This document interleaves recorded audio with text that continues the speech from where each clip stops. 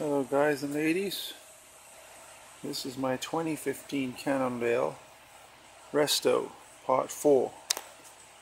As you can see, I had the dents filled, but I had them welded again because they were not, the pockets are quite deep. So let's say I got my local welder to weld it.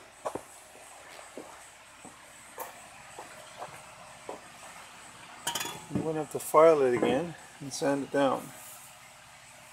This one's quite a deep dent.